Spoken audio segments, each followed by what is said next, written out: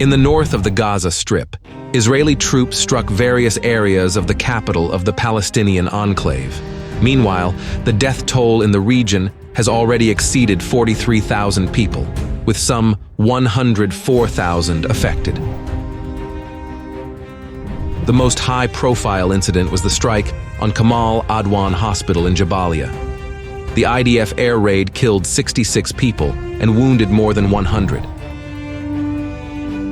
At the same time, the Israeli ground operation continued in the northern Gaza town of Jabalia. Several dozen local residents were arrested in raids on charges of links to Hamas. The situation remained tense in neighboring Beit Lahia, where shelling intensified. Due to the threat of a new Israeli offensive, the city began a mass evacuation of the population. In the center of the enclave, Israeli forces continued to strike Nusayrat and other towns. In response, Palestinian militias shelled Israeli positions in the Netzarim corridor on a daily basis. In the south of the Gaza Strip, the Israeli Air Force hit Khan Yunis, Rafah, and the coastal camp of Al-Mawasi. At the same time, the IDF engineering work in the Philadelphia corridor area continued. Police raids by Israeli security forces continued in the West Bank.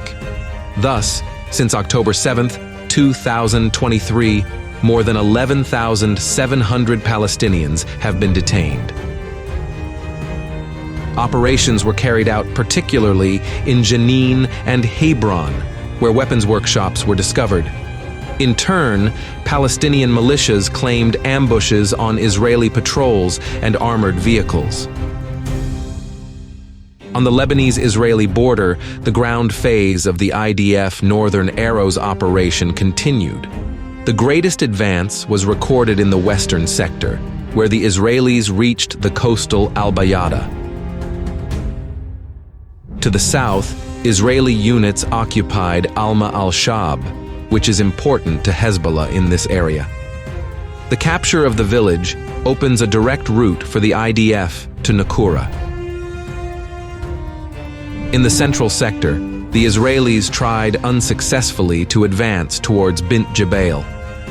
Positional fighting took place north of Ramaish, with the IDF's main targets being Hanin and Ain Ebel. In the northeastern sector, Israeli forces launched their second offensive against Qiyam. As last time, they managed to establish control only on the southern and eastern outskirts of the city.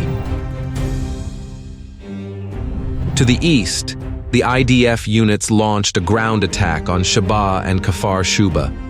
These towns are the main sources of shelling of Israeli settlements in the occupied Golan Heights.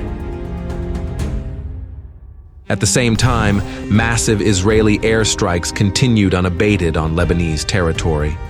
They also hit the southern suburbs of Beirut, destroying several buildings that had been set up as warehouses.